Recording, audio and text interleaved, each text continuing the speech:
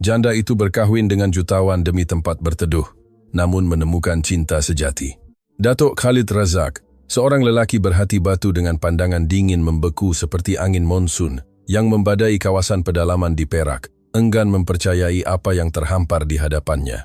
Terbiasa mendominasi bilik mesyuarat dari puncak-puncak menara pencakar langit tertinggi di ibu kota Kuala Lumpur dan menguruskan harta pribadi melebihi 50 juta ringgit, dunianya dibina atas kepastian, kontrak yang kukuh, dan angka yang tepat.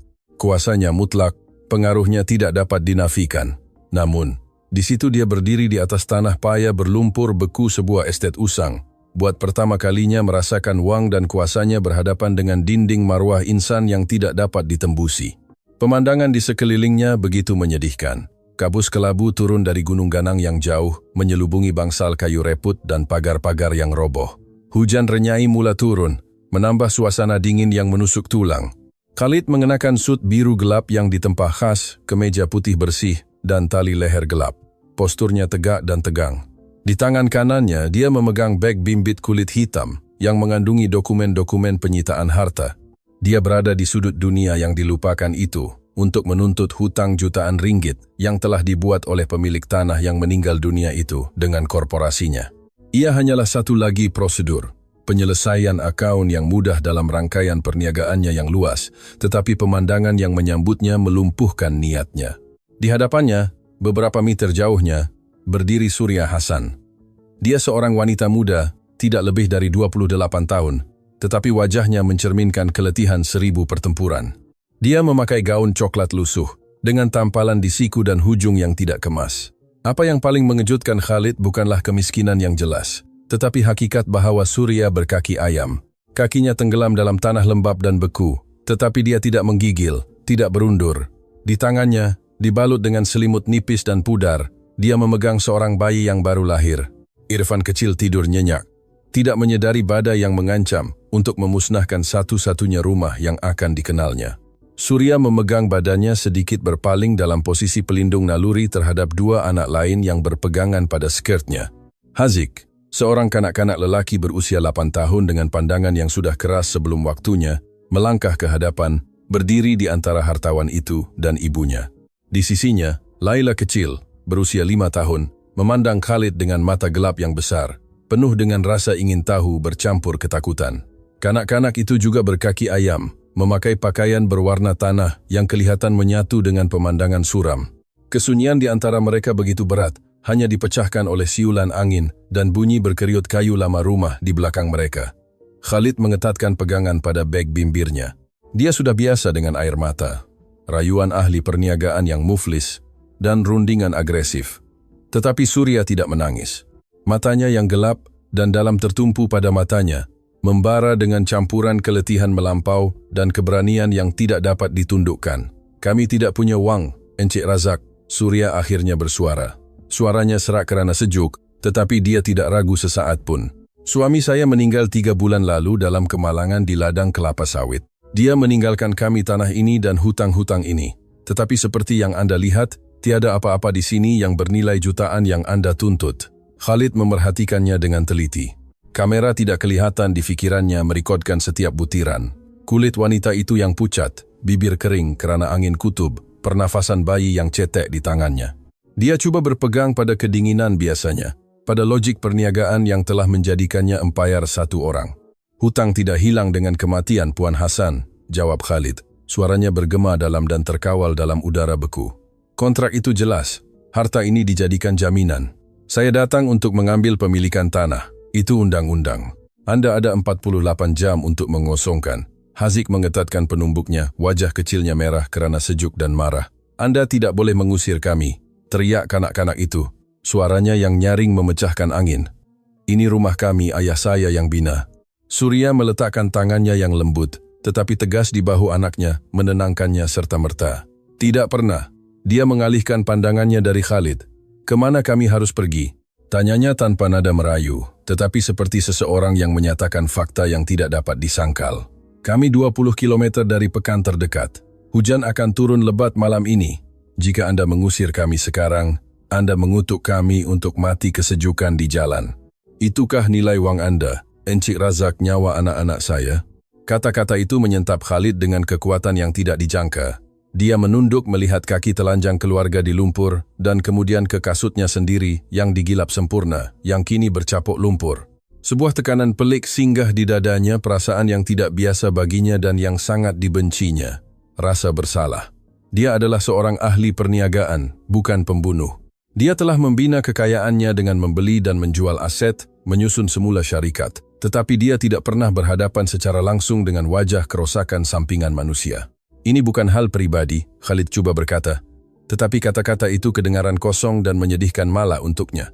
Semuanya pribadi apabila melibatkan kelangsungan hidup sebuah keluarga. Surya memotongnya sambil sedikit mengangkat dagu. Ambillah tanah ini. Ambillah rumah reput dan bangsal kosong ini. Esok pagi kami akan berjalan ke Pekan, tetapi malam ini anak-anak saya akan tidur di bawah bumbung. Coba usir kami sebelum subuh, dan saya bersumpah Anda perlu melangkah ke atas saya terlebih dahulu. Khalid terpaku. Gambaran wanita itu, tanpa segala kemewahan material, ditutupi pakaian usang, dan berhadapan dengan seorang lelaki yang mampu membeli seluruh negeri jika dia mahu, melucutkan senjatanya sepenuhnya. Marwah Surya bersinar dalam kegelapan pemandangan kelabu itu. Dia melangkah ke belakang, pergerakan yang hampir tidak dapat dilihat. Tetapi dalam bahasa kuasa ia bermaksud pengunduran.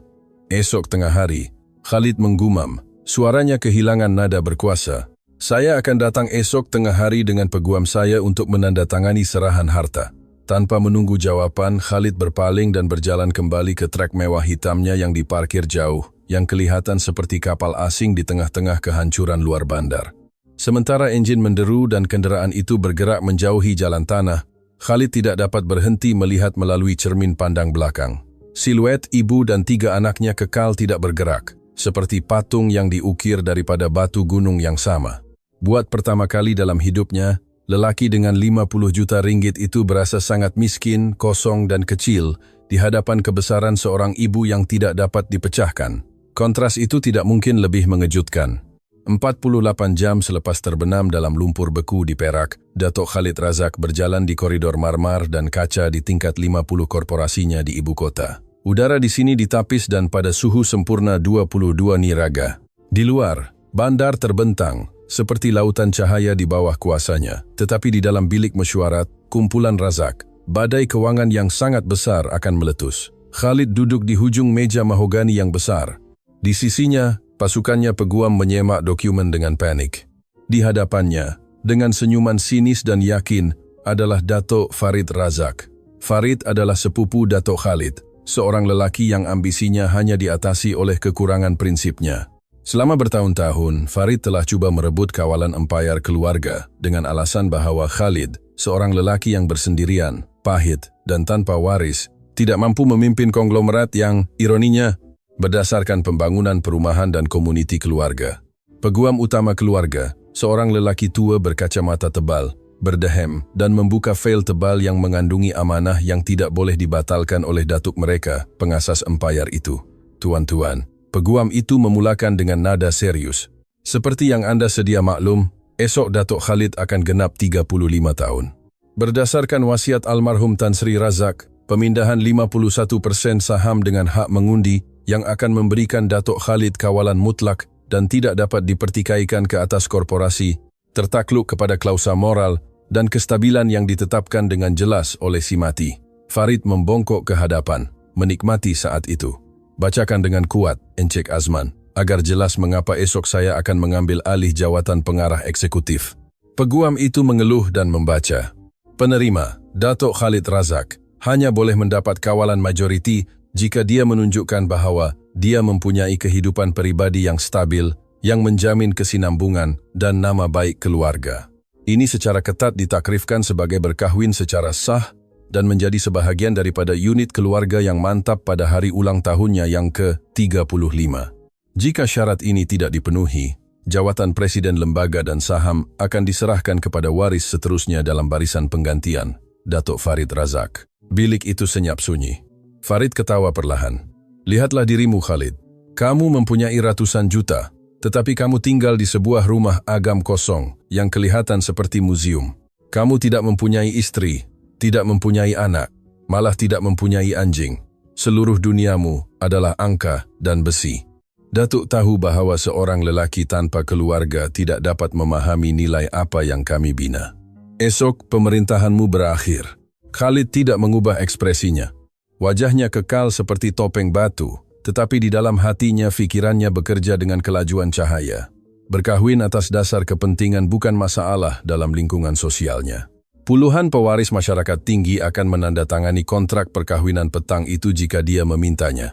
Namun, Khalid membenci kepalsuan dunia itu. Dia tidak sanggup berkongsi rumahnya dengan wanita yang remeh, yang hanya ingin muncul di muka depan majalah dan menghabiskan hartanya. Dia memerlukan keluarga, ya, tetapi dia memerlukan keluarga yang dapat dikawalnya. Sebuah perjanjian transaksional semata-mata, di mana peraturan jelas dan perasaan tidak mengganggu. Ketika itulah gambaran itu kembali kepadanya dengan ketajaman yang membutakan, kaki telanjang di lumpur, pandangan yang mencabar, bayi yang baru lahir dilindungi dari kesejukan, Surya Hasan. Dia tidak menginginkan Wang Khalid, malah dia membencinya.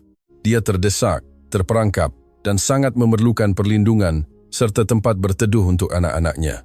Dia adalah calon yang sempurna untuk perjanjian tanpa cinta, perjanjian yang dingin dan perhitungan. Jangan bersorak terlalu awal, Farid, kata Khalid. Perlahan-lahan bangkit dari kerusi, mengancingkan butang jaket sutnya dengan ketenangan yang menyebalkan. Saya akan memenuhi klausa itu. Esok saya akan memperkenalkan istri dan anak-anak saya kepada lembaga ini. Mesyuarat tamat. Khalid tidak membuang masa. Dia memerintahkan jet pribadinya untuk bersedia serta-merta. 3 jam kemudian dia terbang kembali ke utara, terus ke neraka dingin yang baru sahaja dia tinggalkan. Petang itu semakin gelap apabila truk Khalid berhenti sekali lagi di hadapan ladang usang di Perak. Kali ini salji telah menutupi lumpur, mewarnai pemandangan dengan warna putih yang menipu indah. Surya berada di luar, memotong kayu api dengan kapak berat yang kelihatan terlalu besar untuknya. Apabila melihat kenderaan itu, dia melepaskan kapak itu, bernafas terengah-engah dan menunggu dengan tangan bersilang. Kanak-kanak itu memerhati dari tingkap rumah yang pecah. Khalid berjalan ke arahnya, langkahnya berderit di atas salji baru. Dia berhenti pada jarak yang sesuai. Saya beritahu Anda datang tengah hari dengan peguam Anda, sapa Surya dengan nada tajam. Saya sudah kemas apa yang kami ada sedikit. Jika Anda datang untuk bersorak gembira atas kesengsaraan kami, Anda boleh menyimpan kata-kata Anda. Saya tidak datang untuk mengusir Anda, Puan Hasan, kata Khalid. Suaranya bergema tegas. Saya datang untuk membuat tawaran kepada Anda, cadangan perniagaan. Surya mengerutkan dahi, keliru dan defensif. Perniagaan? Saya tidak mempunyai apa-apa yang mungkin menarik minat Anda.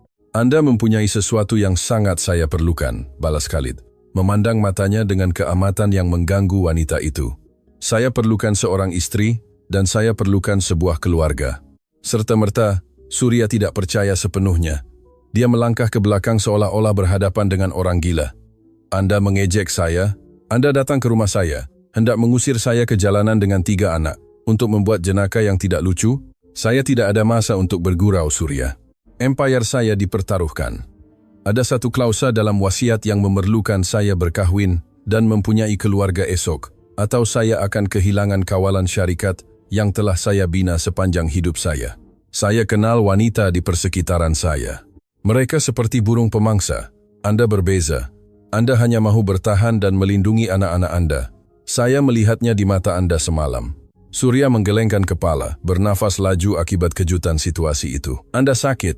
Anda fikir kerana Anda ada wang, Anda boleh membeli orang. Saya tidak akan menjual diri, Encik Razak. Kami lebih rela mati kesejukan daripada menjadi boneka Anda. Saya tidak meminta Anda menjual diri. Saya menawarkan talian hayat. Khalid melangkah ke arahnya, nada suaranya menjadi lebih mendesak, lebih kasar. Fikirkan dengan tenang, jika Anda berjalan di jalan bersalji itu esok, anak-anak Anda akan menderita. Saya menawarkan Anda tempat berteduh, bukan sebarang tempat berteduh. Sebuah rumah yang selamat, hangat, tanpa mereka kekurangan makanan. Saya menawarkan dokter terbaik untuk bayi Anda. Saya menawarkan pendidikan terbaik, sekolah elit untuk Haziq dan Laila. Masa depan anak-anak Anda akan dijamin seumur hidup melalui amanah. Dan tentu saja, hutang harta ini akan dibatalkan hari ini juga. Kata-kata Khalid menyentuh Surya di tempat yang paling menyakitkan, kasih sayangnya sebagai seorang ibu. Idea bahwa anak-anaknya boleh mendapat makanan panas, katil bersih, dan masa depan tanpa kelaparan menyebabkan keyakinan teguhnya goyah. Dia memandang ke tingkap, melihat wajah Haziq yang kurus. "Sebagai balasan apa?" tanyanya. Suaranya bergetar buat kali pertama. "Sebagai balasan perkahwinan yang sah. Anda akan tinggal di rumah saya, di ibu kota. Anda akan bertindak sebagai istri saya di acara awam dan makan malam perniagaan. Peraturannya jelas.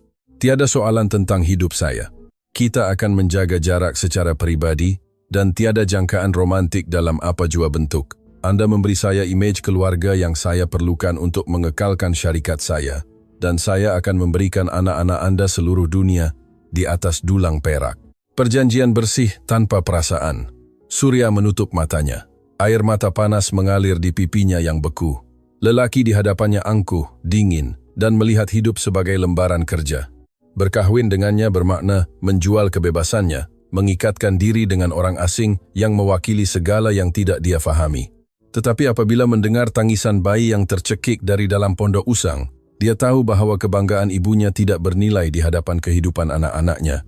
Dia membuka mata, pandangannya mengeras, menerima takdir barunya dengan keberanian stoik, tanpa perasaan, ulangnya seolah-olah dia sedang memeterai perjanjian. "Saya menerima tawaran Anda, Encik Razak. Tetapi jika Anda menyakiti anak-anak saya, dengan atau tanpa jutaan Anda, saya bersumpah demi Tuhan, saya akan memusnahkan Anda." Khalid mengangguk perlahan, merasakan campuran kejayaan dan penghormatan aneh terhadap wanita itu. "Kemaskan barang-barang Anda, Surya. Kita akan berkahwin malam ini juga. Penerbangan kita bertolak dalam 2 jam. Deruan memekakkan enjin kembar jet pribadi bertukar menjadi dengungan rendah yang berterusan apabila pesawat mencapai ketinggian pelayaran, membelah langit malam seperti anak panak perak yang dilancarkan ke jantung ibu kota. Di dalam kabin, kontras antara dua dunia yang baru bertembung itu begitu ketara sehingga hampir boleh dirasai. Bahagian dalam pesawat dilapisi panel kayu walnut yang digilap. Kerusi kulit berwarna kuning air yang bersih berbau mewah baru dan perincian keluli tahan karat yang memantulkan cahaya kuning lembut siling. Ia adalah tempat suci kekayaan, ruang yang direka untuk raja moden dan hartawan keuangan. Dan di tengah-tengah kemewahan mutlak itu, duduk di hujung kerusi yang bernilai lebih daripada seluruh tanah arwah suaminya, ialah Surya Hasan. Surya terus menatap kegelapan di luar tingkap, walaupun sebenarnya dia tidak melihat apa-apa. Fikirannya bergelora dengan emosi yang menyesakkan. Baru 2 jam sebelumnya, di sebuah pejabat yang suram dan tergesa-gesa di pinggir perak, seorang hakim sivil telah memeterai takdirnya. Tiada musik, tiada bunga, malah tiada senyuman. Khalid Razak telah menyarungkan cincin emas putih dan berlian yang berat di jari manisnya dengan kedinginan yang sama seperti dia akan menandatangani penggabungan 2 syarikat. Sebuah kontrak, pertukaran harta benda, kebebasannya sebagai balasan kelangsungan hidup darah dagingnya. Cincin itu terasa dingin, belenggu berkilau yang mengingatkannya setiap saat bahwa dia baru sahaja menjual seluruh hidupnya kepada orang asing. Di sisinya, kanak-kanak itu mengalami kehairanan senyap dan ketakutan. Haziq, dengan pakaiannya yang bertampal dan kasutnya yang usang, satu-satunya yang mereka ada untuk musim sejuk kekal kaku di tempat duduknya, enggan menyandarkan belakangnya ke kulit lembut. Matanya yang tajam dan tidak mempercayai tidak lepas dari Khalid, yang menduduki kerusi individu di seberang lorong. Laila, sebaliknya, telah menyerah kepada keletihan melampau. Dia tidur meringkuk, dengan kepala bersandar di pangkuan ibunya, pernafasannya yang tenang menjadi satu-satunya bunyi manusia di kabin.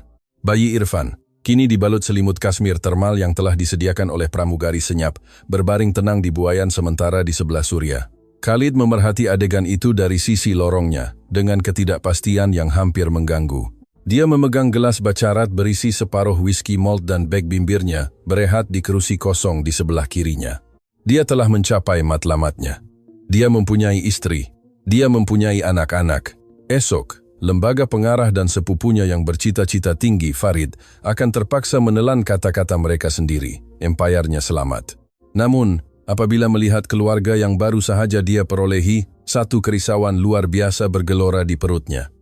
Dia sudah biasa memperoleh syarikat yang muflis, bukan nyawa manusia.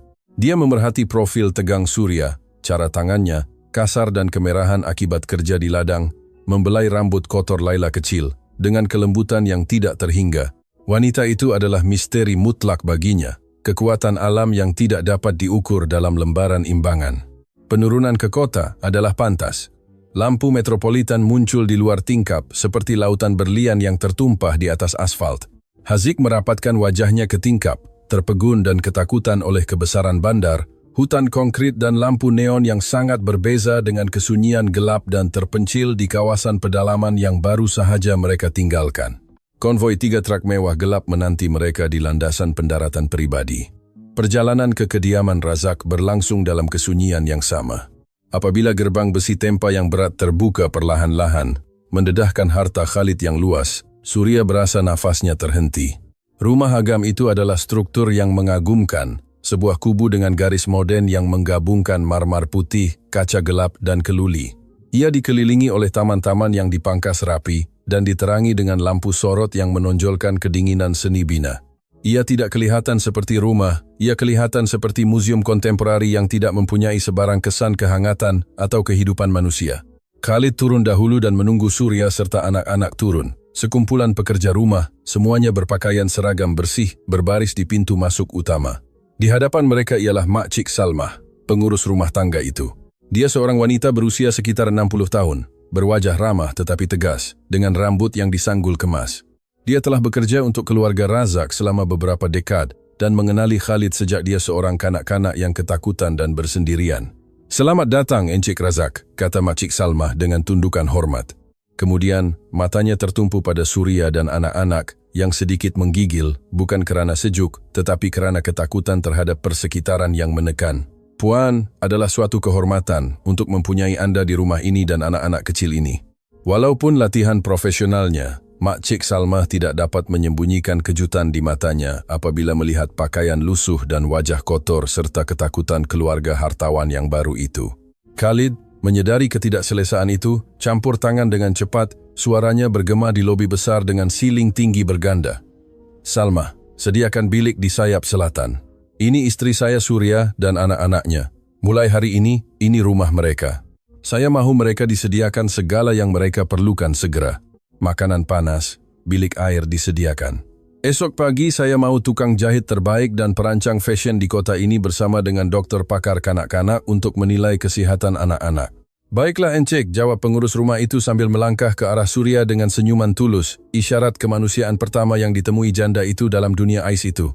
"Sila Puan, ikut saya." Anak-anak pasti keletihan. Surya memandang Khalid buat kali terakhir sebelum mengikuti wanita itu. Dia sudah bergerak ke pejabatnya, melonggarkan tali lehernya, seolah-olah tugasnya telah selesai setelah memperkenalkan mereka ke dalam inventori rumah agam itu. Malam itu, di sebuah bilik yang lebih besar daripada seluruh rumah yang ditinggalkannya di kawasan pedalaman, Surya memandikan anak-anaknya. Tap mandi marmar putih dengan pipe gangsa, dan air panas tanpa henti kelihatan seperti keajaiban bagi anak-anak itu. Haziq cuba mengekalkan wajah kerasnya, tetapi rasa air suam merehatkan ototnya yang kebas, membuatnya menyerah. Laila bermain dengan buih sabun yang wangi, ketawa buat kali pertama dalam beberapa minggu. Surya memerhati mereka, membasuh kotoran dari badan mereka dengan span lembut, memastikan bayi Irfan selamat di atas katil besar dengan cadar kapas Mesir. Apabila anak-anak akhirnya tertidur, dibalut dengan pijama sutra yang telah ditemui oleh Makcik Salmah di almari tetamu, Surya tinggal sendirian di bilik air yang besar itu. Dia melihat dirinya di cermin yang menutupi seluruh dinding. Dia melihat seorang wanita yang lesu dengan lingkaran gelap di bawah mata dan rambut kusam. Dia melihat kilauan berlian di tangannya, dan di sana, dikelilingi kemewahan, marmar dan kesunyian, Surya Hasan akhirnya membiarkan dirinya rebah. Dia meluncur di dinding dingin sehingga duduk di lantai, memeluk lututnya, dan menangis. Dia menangisi suaminya yang telah hilang dalam kegelapan lombong. Dia menangisi gunung. Dia menangisi ketakutan akan masa depan, dan penjara emas yang baru sahaja dia kunci anak-anaknya untuk menyelamatkan nyawa mereka. Tangisannya senyap, tercekik di lututnya, memastikan bahawa jutawan dingin di seberang koridor, mahupun anak-anaknya yang tidur lena, tidak dapat mendengar bunyi hatinya hancur di bawah berat pertukaran itu. Pagi berikutnya muncul dengan cahaya pucat yang menembus tingkap besar rumah agam itu, memandikan lantai marmar putih dengan kilauan bersih dan dingin. Datuk Khalid Razak memulakan harinya tepat seperti yang dilakukannya selama 15 tahun terakhir pada pukul 5 pagi. Rutinnya adalah koreografi ketepatan tentera. 45 menit senaman intensif di gimnasium bawah tanah, mandi air sejuk 10 menit, diikuti dengan pemilihan sutnya yang teliti. Hari ini sut kelabu gelap potongan Itali, dan akhirnya turun ke ruang makan utama pada pukul 6. 7.30 untuk bersarapan sambil membaca laporan keuangan global di tabletnya. Dunianya adalah kesunyian, kawalan, dan kesendirian yang terhitung. Tetapi pagi ini, peraturan alam semesta Khalid akan ditulis semula oleh kekacauan yang wujud dalam kehidupan itu sendiri. Sementara dia menunggu pelayan menghidangkan kopi espresso gandanya yang biasa dan roti bakar tanpa menteganya, bunyi aneh, berirama dan pantas mula bergema di koridor siling tinggi. Plaf, plaf, plaf. Ia bukan bunyi kasut kulit elegan kaki tangannya, tetapi gema yang jelas dari kaki kecil dan telanjang yang memukul marmar yang digilap. Khalid mengerutkan kening, mengalihkan pandangannya dari carta pasaran saham di skrinnya. Tiba-tiba, Laila muncul di ambang ruang makan yang luas. Dia memakai baju tee putih berjenama yang telah didapatkan oleh Makcik Salmah untuknya, yang terlalu besar sehingga sampai ke lututnya seperti gaun improvisasi.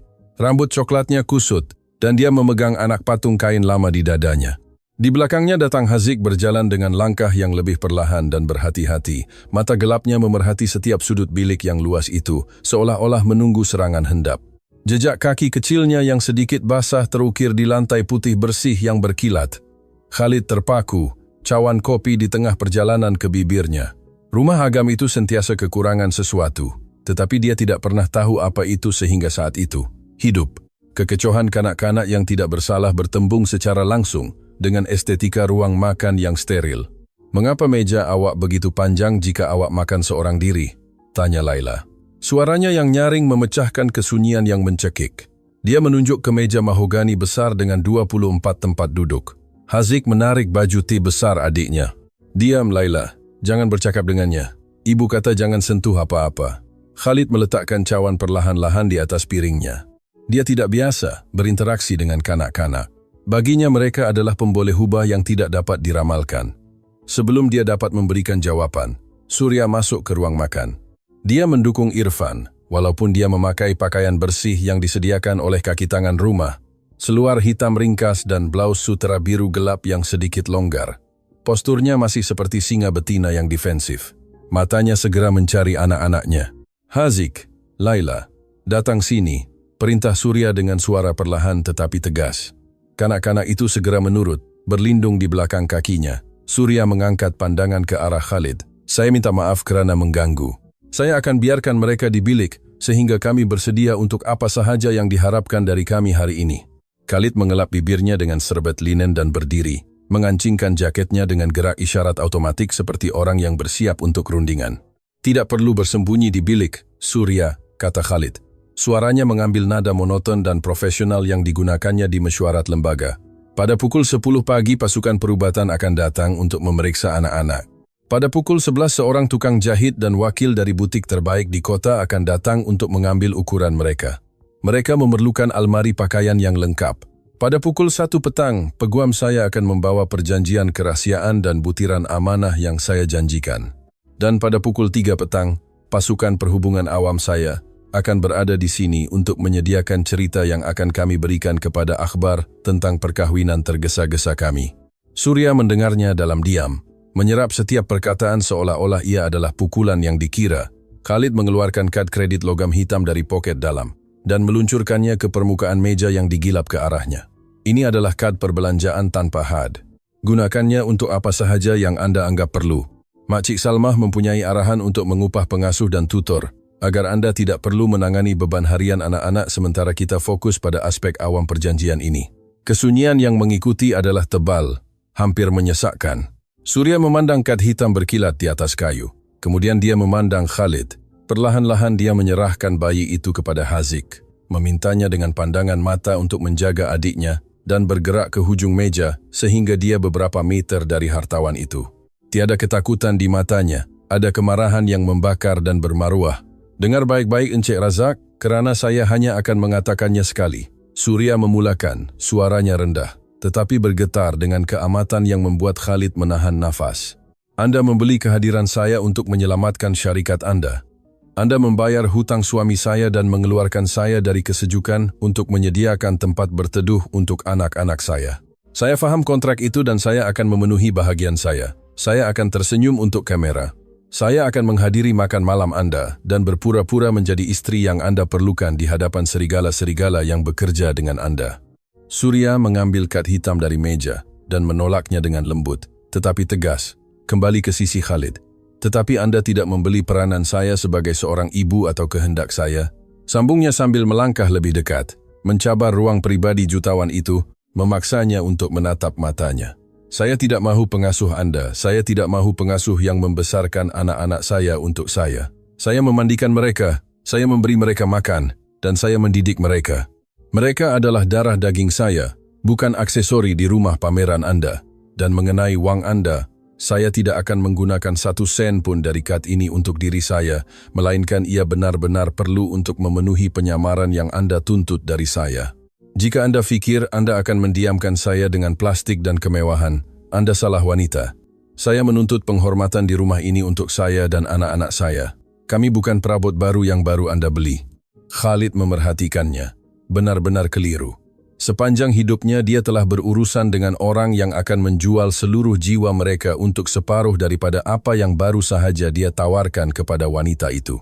Semua orang, dari ahli politik hingga keluarganya sendiri, sentiasa mahukan lebih banyak uang, lebih banyak kuasa, lebih banyak kemudahan. Surya mengembalikan cek kosong ke mukanya, menandakan batas yang tidak dapat dipecahkan antara perjanjian komersial dan marwah manusianya.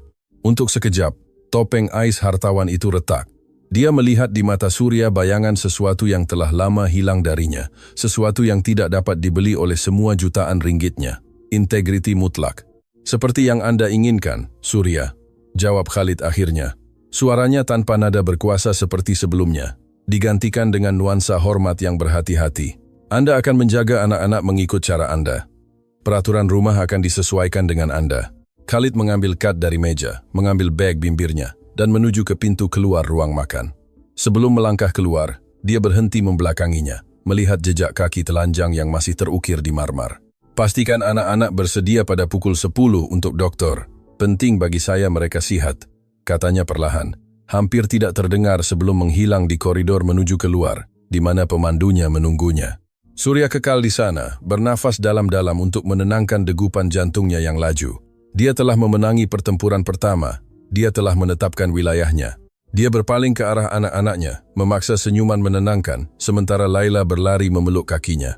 Di makam kuasa dan kesendirian yang dingin itu, dia akan memastikan bahwa kehangatan cinta dan marwah keluarganya tidak akan padam. Kesunyian di rumah Agam Razak pada awal pagi adalah mutlak, tebal dan menekan, seolah-olah rumah itu sendiri menahan nafas. Berbeza dengan kawasan pedalaman, di mana malam hidup dengan lolongan angin yang menembus celah kayu, bunyi derak pokok, dan nyanyian jangkrik yang jauh. Di sini pengasingan akustik adalah sempurna. Ia adalah kubur kemewahan. Jam digital di meja sisi katil menunjukkan pukul 3:15 pagi, apabila rengekan perlahan memecahkan keheningan bilik tetamu yang besar. Surya membuka mata serta-merta. Naluri keibuan yang diasah oleh bertahun-tahun kelangsungan hidup tidak memerlukan penggera. Dia meluncur dari katil dengan gerakan lancar dan senyap agar tidak membangunkan Haziq dan Laila, yang tidur lena di katil bersebelahan, terbuai dalam kelembutan cadar kapas Mesir. Surya berjalan berkaki ayam di atas permaidani bulu tebal, sehingga sampai ke buayan mahogani, di mana Irfan mula menggeliat, hampir menangis meminta makan. Dia memeluknya dengan kelembutan yang tidak terhingga, meletakkan kepala kecil itu ke dadanya. Cahaya bulan purnama menembus tingkap besar, membingkai siluetnya dalam samar-samar. Surya mula mengayunnya perlahan, menyanyikan lagu Nina Bobo lama yang diajar ibunya di gunung. Melodi manis dan melankolis yang bercerita tentang merpati dan langit berbintang.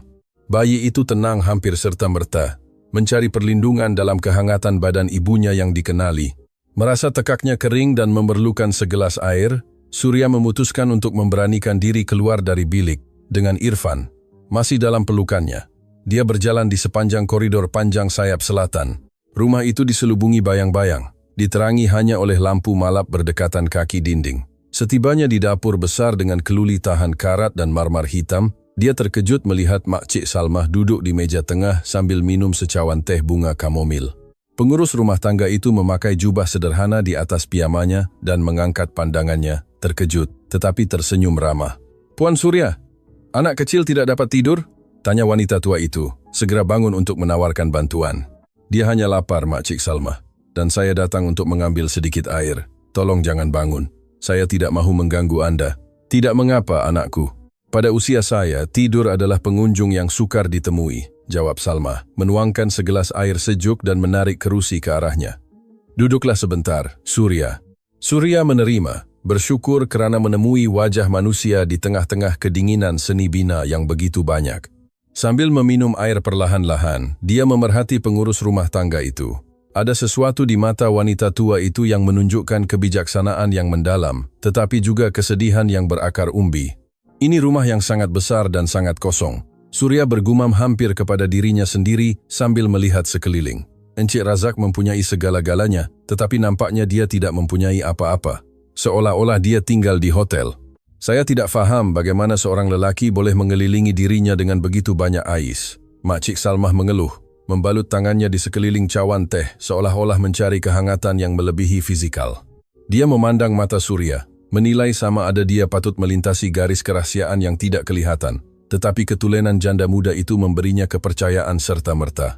Encik Khalid tidak selalu dingin, Puan. Salmah mula bercerita dengan suara yang hampir berbisik melankolis. Saya mengenalinya sejak dia masih kecil seusia Haziq Anda. Dia seorang kanak-kanak yang ketawa, yang berlari di koridor ini mencari seseorang untuk bermain. Tetapi keluarga ini membawa sumpahan yang wang tidak dapat menyembuhkan. Surya membongkok sedikit ke hadapan, perhatiannya terpaku sepenuhnya, sementara Irfan tidur lena di pangkuannya. Apa yang berlaku kepadanya? Tanyanya lembut. Ibunya meninggalkannya ketika dia berusia 6 tahun, Salmah mendedahkan, kesedihan mengeras di wajahnya. Dia seorang wanita cantik, tetapi dia lebih menyukai pesta, perjalanan ke Eropa, dan perhatian daripada anaknya sendiri. Suatu hari dia hanya mengemas bagnya, mengosongkan separuh daripada akaun bank keluarga, dan melarikan diri dengan seorang bangsawan Perancis. Dia tidak pernah menelepon kembali. Dia tidak pernah menghantar surat. Surya merasakan kerongkongnya tersekat. Dia secara naluri memeluk Irfan ke dadanya. Idea untuk meninggalkan seorang anak baginya adalah sesuatu yang mengerikan, tidak dapat difahami. Ayah Encik Khalid, Encik Azman, tidak dapat menahan pengkhianatan itu, sambung Salmah. Dia mencari perlindungan dalam alkohol dan membiarkan perniagaan jatuh merudum sehingga hatinya sendiri menyerah 3 tahun kemudian. Ketika itulah Datuk, almarhum Tan Sri Razak, mengambil alih. Almarhum Tan Sri Razak adalah seorang titan perniagaan, tetapi seorang lelaki yang kejam. Dia membesarkan Encik Khalid di bawah disiplin besi. Dia mengajarnya bahawa cinta adalah kelemahan orang bodoh, bahawa perasaan adalah kelemahan yang akan digunakan musuh untuk memusnahkannya. Dia berkata, hati adalah akaun bank. Jika Anda melabur pada orang, Anda akhirnya muflis. Mereka membentuknya menjadi sebuah mesin, Puan Surya. Dan dia, untuk bertahan dari kesakitan pengabaian, menutup semua pintu jiwanya. Kata-kata pengurus rumah tangga itu berlegar di udara dapur. Surya memandang ke koridor gelap. Tiba-tiba, keangkuhan dan kedinginan Khalid mengambil makna yang berbeza.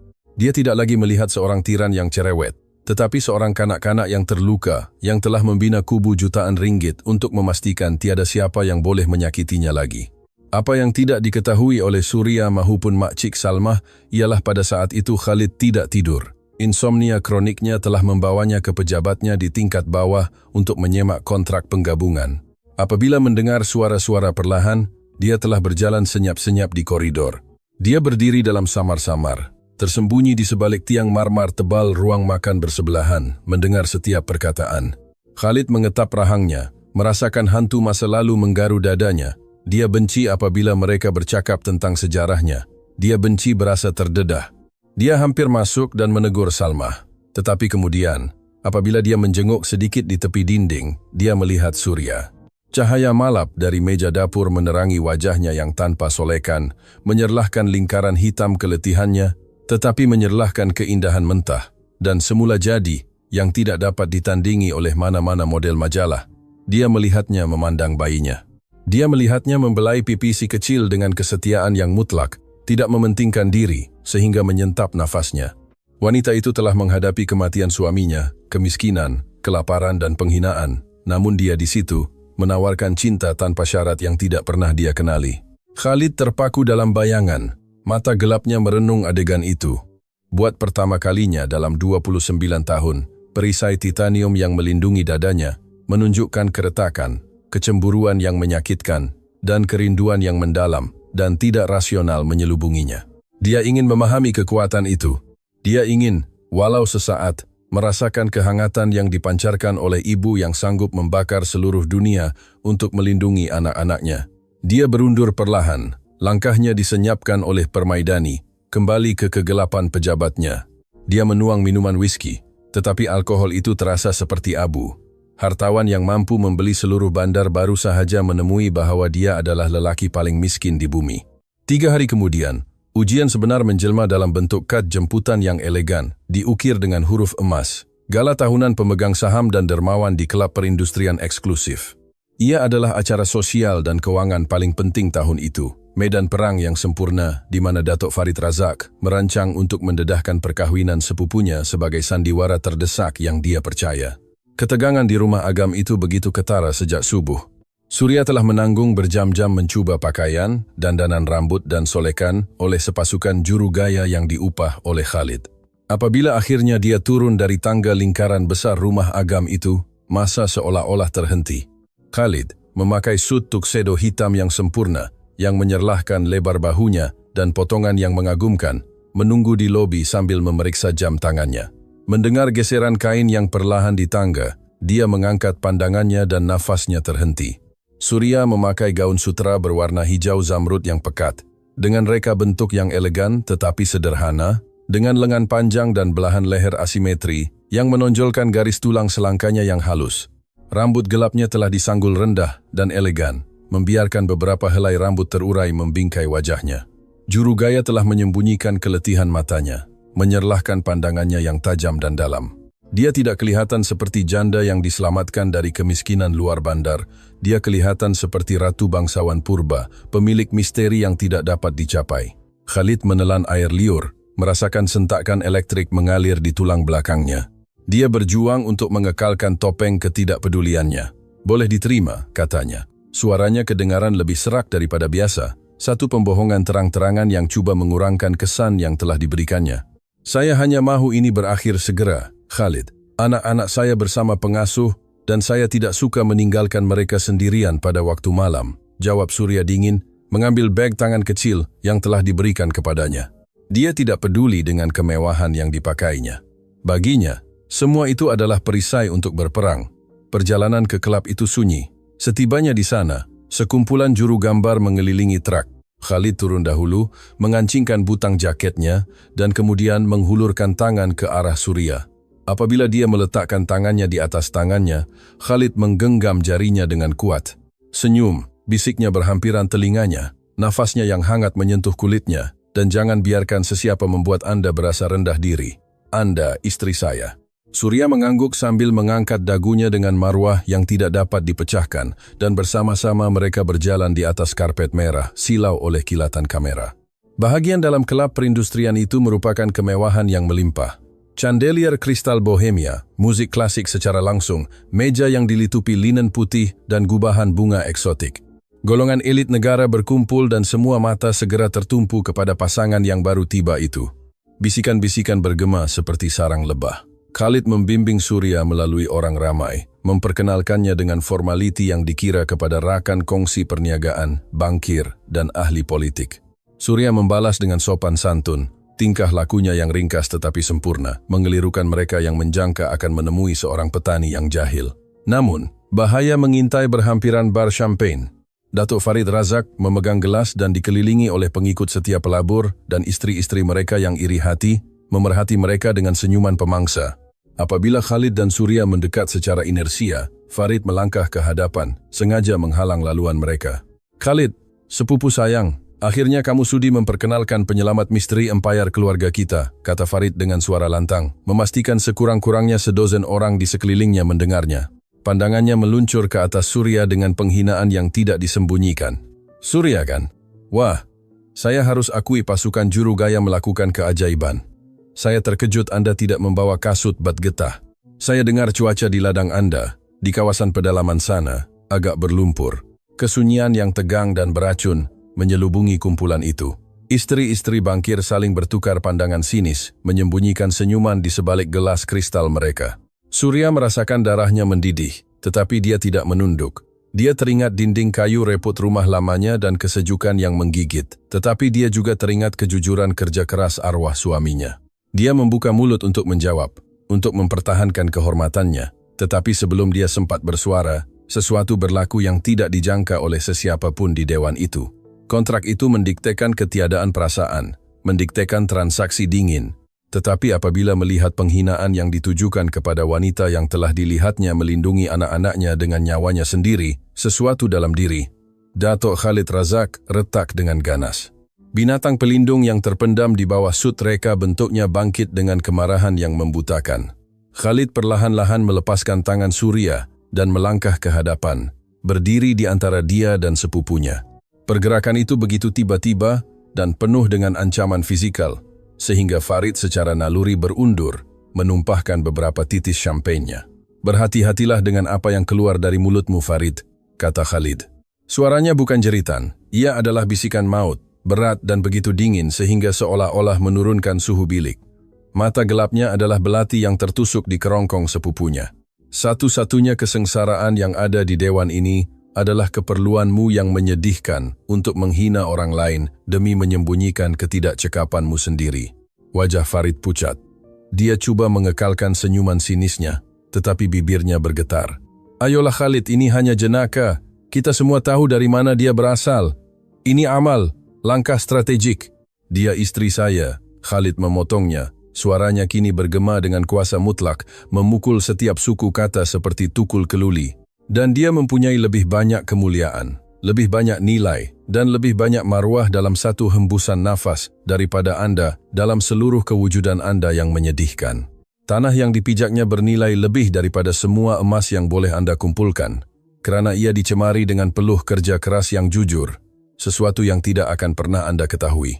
Jika Anda sekali lagi tidak menghormatinya atau asal-usulnya, saya bersumpah demi ingatan datuk kita, saya akan memusnahkan Anda sedemikian rupa, sehingga Anda tidak akan menemui tempat di negara ini untuk bersembunyi. Saya jelas, tiada siapa yang bernafas." Musik klasik di latar belakang kelihatan seperti satu-satunya bunyi di dunia. Farid menelan air liur, dihinakan secara terbuka di hadapan lelaki yang sama yang cuba dia kagumkan. Dia mengangguk hampir tidak kelihatan dan berpaling lalu menghilang di kalangan orang ramai seperti anjing yang dipukul. Khalid tidak berganjak. Perlahan-lahan dia berpaling ke arah Surya. Api pembunuh di matanya padam serta-merta apabila bertemu pandangannya. Surya terengah-engah. Mata gelapnya bersinar dengan campuran kehairanan dan emosi baru, sesuatu yang berbahaya menyerupai kekaguman. Buat pertama kali dia tidak melihat jutawan yang angkuh yang telah membelinya. Dia melihat seorang lelaki yang sanggup berjuang untuknya, melindunginya dari racun dunia. Khalid menghulurkan tangannya, meluncurkan jarinya dengan lembut di bahagian belakang Surya, satu gerak isyarat posesif tetapi sangat melindungi yang membuatnya menggigil. "Ia bukan untuk kamera, ia nyata. Anda baik-baik saja?" Dia bertanya dengan suara yang sangat perlahan, membongkok ke arahnya, melupakan puluhan orang yang memerhati mereka. Surya mengangguk perlahan, merasakan kehangatan tangan Khalid melalui sutra gaunnya. "Terima kasih," bisiknya, suaranya sedikit bergetar. "Anda tidak perlu melakukan itu. Kontrak tidak memerlukannya." Khalid menatapnya. Hilang seketika dalam kedalaman matanya, menemui bahwa ais di hatinya sendiri telah mula mencair tanpa dia sedari. "Tiada siapa yang berhak menghina Anda, Surya. Tidak akan lagi," jawabnya, "melanggar peraturannya sendiri, memeterai takdirnya. Anda istri saya." Dan di tengah-tengah dewan yang penuh dengan kemewahan palsu dan senyuman plastik, satu percikan tulus dan membara menyala di antara mereka berdua, mengancam untuk membakar seluruh empayar kebohongan yang telah mereka bina. Ketegangan yang meletus di gala kelab perindustrian itu mengubah suasana rumah Agam Razak dengan cara yang halus, tetapi tidak dapat diubah. Ais yang memisahkan Khalid dari Surya telah mula mencair, meninggalkan di belakang pandangan yang kekal lebih lama daripada yang sepatutnya, dan kesunyian yang tidak lagi janggal, tetapi syarat dengan kata-kata yang tidak terucap. Namun takdir, dalam perjalanannya yang tidak kenal belas kasihan, memutuskan untuk menguji gencatan senjata yang rapuh itu dengan cara yang paling kejam. Ia adalah hari Selasa pada pukul 2 pagi. Musim tengkujuh di ibu kota semakin teruk, membadai tingkap kaca gelap yang besar dengan tiupan angin dingin. Khalid berada di pejabatnya, tenggelam dalam persidangan video penting dengan pelabur di Tokyo untuk menutup penggabungan yang akan menambah 20 juta lagi kepada asetnya. Dia memakai kemeja putih tanpa tali leher, dengan lengan baju digulung, matanya terpaku pada grafik di skrin. Tiba-tiba, Jeritan yang menusuk hati menembus kesunyian rumah yang terkunci.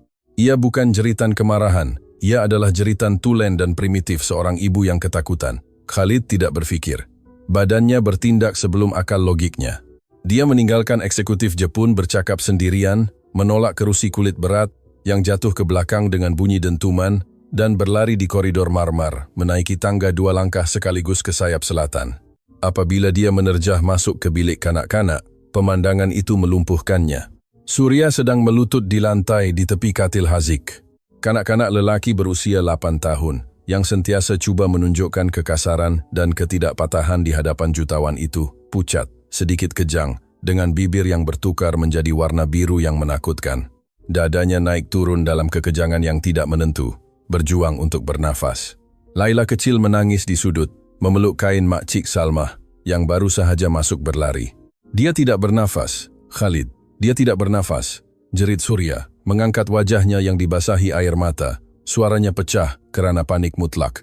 Dia telah menggunakan nama pertamanya buat kali pertama, melucutkannya dari gelaran dan kekayaan, meminta bantuan daripada lelaki itu, bukan hartawan itu. Khalid merasakan tanah runtuh di bawah kakinya. Selama bertahun-tahun dia telah mengendalikan krisis keuangan yang menggegarkan seluruh ekonomi, tetapi melihat kanak-kanak itu sesak nafas di hadapannya, mengisi dirinya dengan ketakutan yang melumpuhkan. Ia hanya berlangsung sesaat, naluri pelindungnya, yang telah terbangun di Gala, mengambil alih sepenuhnya. Salmah, bawa Laila dan Irfan ke bilik lain, dan tutup pintu. Khalid memerintah dengan suara yang kuat yang tidak dapat dibantah.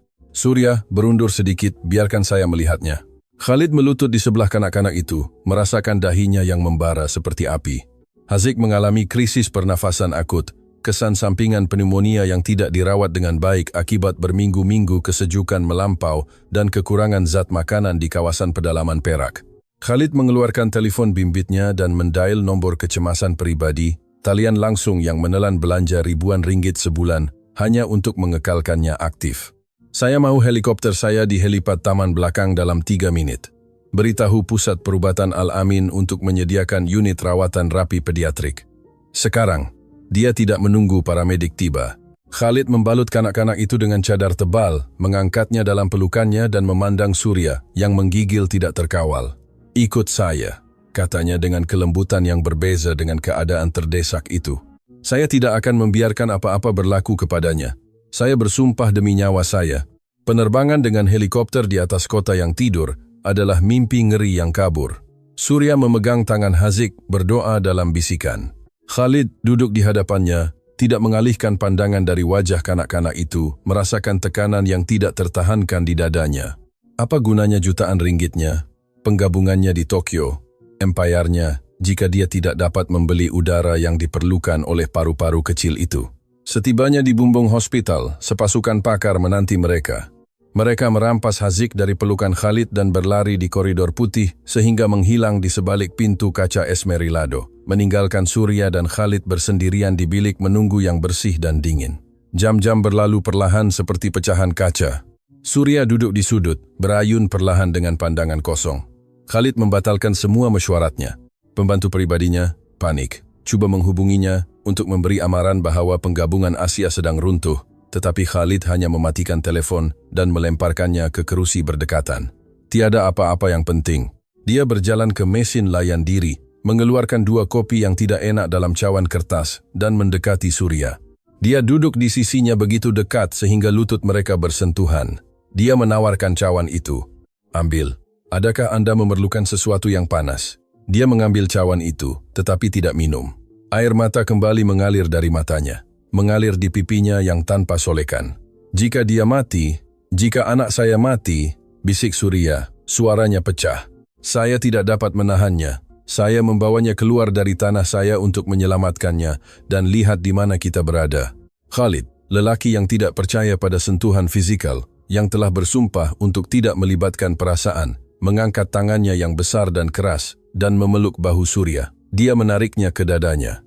Surya tidak menolak. Dia rebah kepadanya, tersak-kesak, mengotori kemeja berjenama mahal dengan air mata dan kesedihannya. Dia meletakkan dagunya di atas kepala wanita itu, menutup matanya dengan kuat. Dia tidak akan mati. Dia seorang pejuang sama seperti ibunya. Khalid bergumam, suaranya sendiri syarat dengan emosi yang membakar kerongkongnya. Saya telah membawa pakar paru-paru terbaik di benua ini. Jika perlu, saya akan membeli seluruh hospital. Dia akan baik-baik saja, Surya. Apabila subuh, ketua pediatrik keluar. Berita itu adalah penawar. Haziq telah stabil. Paru-parunya bertindak balas terhadap rawatan agresif. Dia berada di luar bahaya. Surya menghela nafas yang seolah-olah menanggung berat 10 nyawa dan memeluk Khalid dengan kekuatan yang terdesak.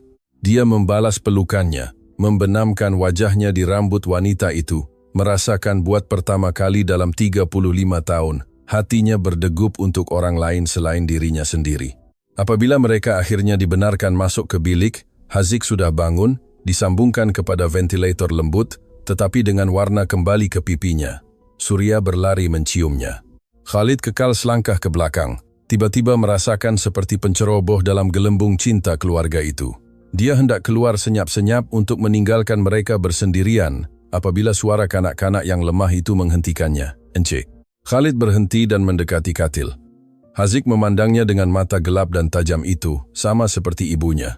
Mama saya kata awak bawa saya terbang macam dalam film. Kanak-kanak itu bergumam dengan susah payah. Kemudian Haziq mengeluarkan tangan kecilnya dari bawah cadar putih dan menghulurkannya kepada hartawan itu. Khalid, dengan tangan bergetar tidak kelihatan, menggenggam jari-jari kecil kanak-kanak itu di antara tangan besarnya. Terima kasih Khalid, kata Haziq, memberikan genggaman lemah, tetapi penuh makna. Khalid menelan gumpalan keluli yang terbentuk di kerongkongnya. Genggaman tangan itu bernilai lebih daripada semua saham syarikatnya bersama-sama. Perkahwinan kertas itu telah bertukar menjadi persekutuan jiwa di parit kesakitan dan ketakutan. Suasana di korporat kumpulan Razak dipenuhi dengan elektrik statik. Dato' Farid Razak berjalan mundar-mandir di pejabat pribadinya yang mewah, memukul cerut yang tidak berasap secara berirama pada meja mahoganinya. Berita mengenai ketiadaan Khalid dalam mesyuarat penting telah tersebar seperti api. Hartawan yang sempurna itu, mesin tanpa emosi yang tidak pernah terlepas janji dalam hidupnya, telah meninggalkan pihak Asia tergantung dan telah menghabiskan 3 hari penuh di unit pediatrik sebuah hospital tidur di kerusi plastik di sebelah istri sementara. Bagi Farid, situasi itu tidak dapat diterima dan pada masa yang sama peluang yang sempurna. Dia semakin lembut. Farid bergumam sambil menuangkan segelas konyak dengan tangan mantap. Sepupu bodoh saya akhirnya menemui titik lemah dan di mana ada kelemahan ada darah. Farid tahu dia tidak boleh menyerang Khalid di medan keuangan. Khalid adalah seorang genius perniagaan, dinding batu yang tidak dapat ditembus. Tetapi dinding itu kini mempunyai retakan, dan retakan itu bernama Surya Hasan. Farid memahami psikologi Khalid lebih baik daripada sesiapa. Dia tahu bahwa trauma asas sepupunya adalah pengabaian dan pengkhianatan ibunya sendiri, seorang wanita yang meninggalkannya demi wang. Jika Farid berjaya meyakinkan Khalid bahwa Surya adalah sama, seorang pemburu harta yang licik yang menggunakan belas kasihan dan anak-anaknya sebagai wang pertukaran, empayar Khalid akan runtuh dari dalam oleh tangannya sendiri. Petang itu juga, Farid menerima pelawat malam yang tidak tercatat dalam rekod keselamatan bangunan itu. Dia seorang lelaki pucat, memakai sut murah, yang dikenali dalam dunia korporat bawah tanah sebagai arsitek, seorang pakar dalam pemalsuan dokumen, pengesanan digital dan penciptaan realiti alternatif. Adakah Anda sudah dapat? Tanya Farid sambil melemparkan sampul berisi 50.000 tunai di atas meja. Arsitek itu tersenyum sinis dan mengeluarkan fail kulit hitam dari beg bimbirnya. Sebuah karya seni, Encik Razak, tidak dapat dibezakan dari realiti. Farid membuka fail itu dan matanya bersinar jahat. Di dalamnya terdapat beberapa dokumen yang dipalsukan dengan sempurna. Yang pertama adalah penyata akaun bank di Kepulauan Cayman atas nama Surya Hasan, dibuka hanya 3 hari sebelum perkahwinannya dengan Khalid, dengan deposit awal Rp500.000. Asal-usul dana itu tersembunyi dengan mahir agar kelihatan seperti pendahuluan dari syarikat pesaing, tetapi permata mahkota yang sebenar adalah email yang dicetak dan tangkapan screen message text yang kononnya dihantar dari telepon atas nama Surya kepada seorang lelaki di Perak, seorang Rosli, yang disebut dalam teks sebagai kekasih rahasianya. Farid membaca dengan suara lantang salah satu message yang dicetak, menikmati racun itu. Semuanya berjalan seperti yang kita rancang. Orang bodoh itu percaya cerita ibu yang menderita. Kanak-kanak itu sakit, yang merupakan tua. Sekarang dia percaya saya tanpa ragu. Saya hanya memerlukan beberapa bulan lagi untuk dia menandatangani kuasa amanah, dan kita akan lari dari neraka dingin ini. Saya sayang awak. Sempurna, bisik Farid sambil menutup file itu. Ini akan menghancurkannya. Ia akan mengembalikannya ke lubang hitam tempat dia keluar dan akan menyerahkan jawatan presiden kepada saya di atas dulang perak. Keesokan harinya, rumah Agam Razak menikmati kedamaian yang tidak pernah dikenalinya. Haziq telah dibenarkan pulang dan berehat di biliknya yang luas.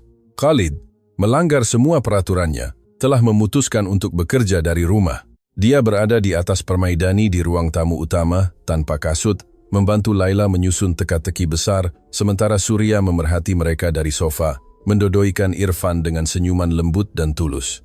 Buat pertama kali mereka berasa seperti keluarga sebenar. Tembok Khalid telah runtuh. Dia telah membiarkan cahaya masuk. Pada saat kerentanan mutlak itulah racun disuntik. Ketua keselamatan rumah mengganggu adegan itu, berjalan dengan ekspresi serius ke ruang tamu. Dia membawa sampul Manila yang telah dimeterai di tangannya. Encik Razak, saya minta maaf mengganggu. Seorang kurir tanpa nama meninggalkan ini di pondok utama. Katanya ia sangat mendesak untuk mata Anda dan berkaitan dengan keselamatan korporasi Anda. Ia telah melepasi pengimbas. Tiada bahan letupan atau bahan kimia. Khalid mengerutkan dahi. Dia bangun, mengibas habuk yang tidak kelihatan dari seluarnya dan mengambil sampul itu. Terima kasih Encik Malik. Anda boleh bersurai. Surya memandangnya, menyadari perubahan segera dalam postur tubuhnya. Hartawan yang santai itu hilang diganti oleh ahli perniagaan yang waspada. Ada apa-apa yang tidak kena, Khalid? Tanyanya, nada suaranya risau. Mungkin tidak apa-apa. Seorang pemegang saham histeris seperti biasa. Jawabnya cuba tersenyum, walaupun ketegangan di rahangnya mengkhianatinya. Khalid berjalan ke pejabat pribadinya dan menutup pintu kayu OA yang berat di belakangnya. Dia duduk di kerusi pusingnya, memecahkan meterai sampul surat dan mengeluarkan fail kulit hitam yang telah ditanam oleh Farid. Dia membuka halaman pertama, melihat penyata akaun, melihat nama Surya, melihat pemindahan jutaan ringgit di Kepulauan Cayman. Nafasnya terhenti. Tangannya, yang telah bergetar ketakutan untuk menyelamatkan nyawa Haziq, kini bergetar kerana kemarahan yang dingin dan pekak. Dia menyelak halaman, membaca email, membaca transkripsi, mesej teks palsu, membaca perkataan. Orang bodoh itu percaya cerita dan tuah yang kanak-kanak itu jatuh sakit. Kesunyian di pejabat menjadi memekakkan telinga. Trauma Khalid yang terpendam, kesakitan kanak-kanak berusia 6 tahun yang ditinggalkan oleh ibu pemburu harta, bangkit dari kedalaman jiwanya seperti gunung berapi yang meletus. Udara di paru-parunya bertukar menjadi asid. Dia telah menurunkan kewaspadaannya. Dia telah percaya. Dia telah percaya dengan keangkuhannya bahwa cinta dan kesetiaan yang dilihatnya di mata Surya adalah nyata. Apabila ia hanyalah topeng penipu ulung yang memanipulasi belas kasihan, Khalid berdiri perlahan. Dokumen itu jatuh dari tangannya ke lantai. Wajahnya telah kehilangan semua warna, bertukar kembali menjadi topeng ais yang tidak dapat ditembusi, keras dan kejam. Tetapi kali ini ais itu dicemari darah. Benih keraguan telah berakar umbi di hatinya dalam beberapa saat. Dan badai yang akan melanda wanita yang berada di seberang pintu mengancam untuk memusnahkan mereka semua. Pintu kayu ok pejabat terbuka perlahan-lahan, membekukan darah. Dato' Khalid Razak melangkah keluar, meninggalkan kegelapan tempat sucinya untuk masuk semula ke ruang tamu utama. Adegan yang ditinggalkannya kira-kira 15 menit yang lalu masih di sana. Laila memasang kepingan terakhir teka-tekinya di atas permaidani. Haziq melukis di buku nota dengan paru-parunya yang sihat, bernafas secara berirama. Dan Surya, wanita yang telah mula meruntuhkan pertahanan jiwanya, mendodoikan Irfan dengan senyuman yang kini di mata hartawan itu kelihatan seperti topeng syaitan. Udara di dalam bilik seolah-olah menurun 20 darjah dalam sesaat. Khalid tidak berjalan, dia mengintai. Wajahnya telah kehilangan semua jejak kehangatan yang telah ditunjukkannya dalam beberapa hari terakhir. Matanya gelap dan tidak dapat diduga, tertumpu pada Surya, dengan keamatan yang merosakkan, syarat dengan penghinaan yang begitu mutlak sehingga hampir dapat dirasakan. Ia adalah wajah Algojo Korporat, lelaki kejam yang menghancurkan syarikat tanpa berkelip, tetapi kali ini pemusnahan itu adalah pribadi. Surya mengangkat pandangannya apabila merasakan perubahan dalam suasana. Senyuman itu membeku di bibirnya apabila melihat ekspresi Khalid. Secara naluri dia memeluk bayi itu ke dadanya, seolah-olah merasakan pemangsa akan menyerang. Salma, kata Khalid. Suaranya bukan jeritan, tetapi bisikan yang dalam dan tajam yang bergema di dinding marmar. Bawa anak-anak ke bilik mereka. Sekarang, pengurus rumah tangga itu, yang baru sahaja masuk dengan dulang jus segar, berhenti mendadak. Dia tahu nada itu. Ia adalah nada kehancuran. Tanpa bertanya, dia meletakkan dulang di atas meja sisi. Dia memegang tangan Laila dan memberi isyarat kepada Haziq. Tapi saya belum habis lukisan saya, bantah Haziq sambil melihat ketegangan antara orang dewasa. Sekarang Haziq, perintah Surya dengan suara perlahan, tidak mengalihkan pandangannya dari Khalid. Dia tahu bahwa badai akan meletus dan dia memerlukan anak-anaknya selamat. Apabila langkah anak-anak dan pengurus rumah tangga itu hilang di tingkat atas, kesunyian di ruang tamu yang luas menjadi memekakkan telinga. Khalid melangkah sehingga dia berdiri 2 meter dari Surya, mengangkat tangan kanannya dan melemparkan veil kulit hitam ke atas meja kaca yang memisahkan mereka.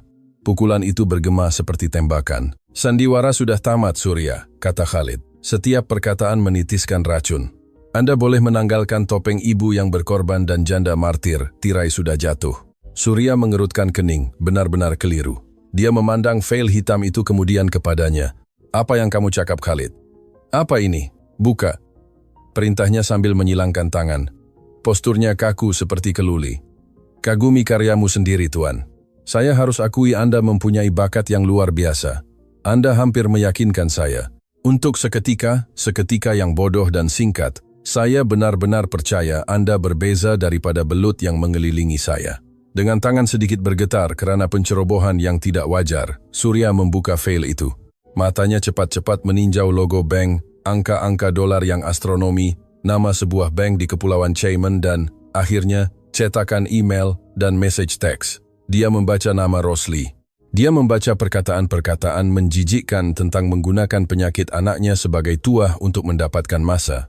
Oksigen seolah-olah meninggalkan paru-parunya. Kertas itu berkerut di antara jari-jarinya, sementara gelombang loya menyelubunginya. Ia adalah pembohongan yang begitu terperinci, begitu jahat, dan menyakitkan sehingga pikirannya mengambil masa beberapa saat untuk memproses magnitud tuduhan itu. Ini gila, bisik Surya mengangkat wajahnya yang pucat ke arahnya. Saya tidak mempunyai akaun di luar negara. Saya tidak kenal sesiapa bernama Rosli. Khalid, seseorang mereka-reka ini. Ini palsu. Semua ini palsu. Khalid mengeluarkan ketawa pendek, pahit dan tanpa humor. Tentu saja, ia adalah konspirasi, komplot terhadap wanita miskin dan rendah hati dari kawasan pedalaman. Simpanlah pembohongan itu, Surya. Dokumen-dokumen itu telah disahkan. Pemindahan itu sepadan dengan pergerakan syarikat hantu. Anda menggunakan kelemahan saya. Anda menggunakan panik yang saya rasakan untuk Haziq, untuk mengukuhkan kedudukan Anda di rumah ini, berharap saya akan menyerahkan kuasa amanah kepada Anda. Surya berdiri perlahan, meninggalkan Irfan di sofa empuk yang luas. Kekeliruan di matanya cepat digantikan oleh kemarahan yang membara. Luka yang baru sahaja ditimbulkan oleh Khalid kepadanya begitu dalam sehingga menyentap nafasnya. Dia boleh menahan jika dipanggil miskin. Dia boleh menahan penghinaan masyarakat tinggi, tetapi dituduh menggunakan nyawa anaknya sendiri. Kehidupan yang hampir padam dalam pelukannya. Ia adalah batas suci. Adakah Anda benar-benar percaya ini? Tanyanya. Suaranya bergetar. Bukan kerana ketakutan, tetapi kerana kemarahan yang tidak terkawal. Adakah Anda fikir saya akan merancang pneumonia anak saya? Adakah Anda fikir saya akan melihatnya sesak nafas? Bahwa saya akan merasakan demamnya membakar tangan saya? Hanya untuk mencuri beberapa juta yang tidak saya pedulikan. Wang membuat orang melakukan perkara yang mengerikan. Khalid meludah, syaitan-syaitannya sendiri membutakannya sepenuhnya. Dalam fikirannya, dia tidak melihat Surya, dia melihat ibunya mengemas beg, tersenyum sambil memusnahkan keluarganya untuk cek. Setiap orang ada harga. Anda hanya menemui peranan yang sempurna untuk mendapatkan harga Anda. Surya melangkah ke arahnya, merapatkan jarak. Dia tidak berundur, dia tidak mengecilkan diri. Pandangannya membara dengan api maruah yang tidak dapat difahami oleh hartawan itu. Anda kosong, Khalid, katanya. Kata-katanya memukul seperti batu di ais. Anda seorang lelaki yang begitu hancur, begitu takut untuk merasakan sesuatu yang nyata, sehingga Anda lebih suka mempercayai beberapa kertas palsu daripada mempercayai apa yang Anda alami di hospital itu. Anda menyelamatkan anak saya. Saya melihat Anda menangis bersama kami. Tetapi pengecutan Anda lebih besar daripada kemanusiaan Anda. Anda memerlukan saya menjadi raksasa untuk membenarkan fakta bahwa Anda tidak tahu bagaimana mencintai. Kata-kata itu turut menusuknya, tepat mengenai trauma terbesarnya. Tetapi kemarahan Khalid adalah perisai yang tidak dapat ditembus. Amanah itu dibatalkan, katanya dengan dingin. Saya akan memberi Anda pensiun bulanan yang munasabah, agar anak-anak tidak mati kelaparan di jalanan. Kerana tidak seperti Anda, saya bukan orang biadab. Tetapi perkahwinan kertas ini berakhir hari ini. Anda tidak akan tidur di bawah bumbung saya lagi. Surya menatapnya selama 1 menit yang panjang dan menyakitkan. Dia melihat kanak-kanak yang terluka di sebalik sut mahal. Tetapi dia juga melihat seorang lelaki yang baru sahaja membunuh satu-satunya percikan harapan yang telah berkembang di antara mereka. Tiada air mata di mata janda itu. Kesakitan itu terlalu dalam untuk ditangisi. Simpanlah pensiun Anda, Razak, katanya. Dengan ketenangan yang menakutkan. Saya tidak mahu 1 sen pun yang berasal dari Anda. Tanpa berkata apa-apa lagi, Surya mengangkat tangan kirinya. Dengan gerakan yang disengajakan dan tegas, dia meluncurkan cincin emas putih dan berlian yang berat itu dari jari manisnya. Logam itu menggores kulitnya sebelum membebaskannya. Surya menjatuhkan cincin itu ke atas file dokumen palsu. Bunyi logam itu bertembung dengan kaca meja bergema di ruang tamu kosong seperti loceng terakhir pengebumian. Dia mengambil bayinya dalam pelukan dan membelakangi hartawan itu, berjalan ke tangga dengan tulang belakang lurus tanpa menoleh sekalipun.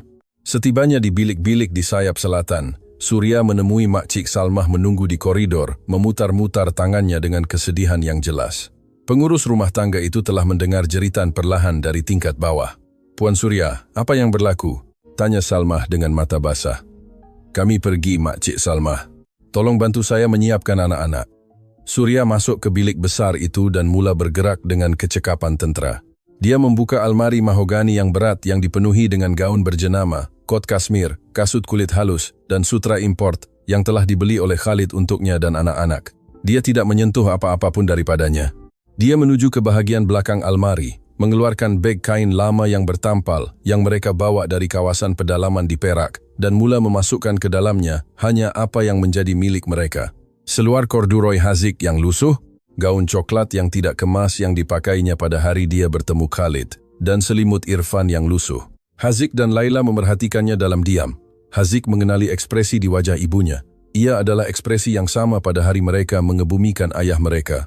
"Mama, kenapa kita pakai baju ini lagi?" tanya Laila, memegang gaun wol kelabu kecil, sangat berbeza dengan gaun putri yang telah dipakainya.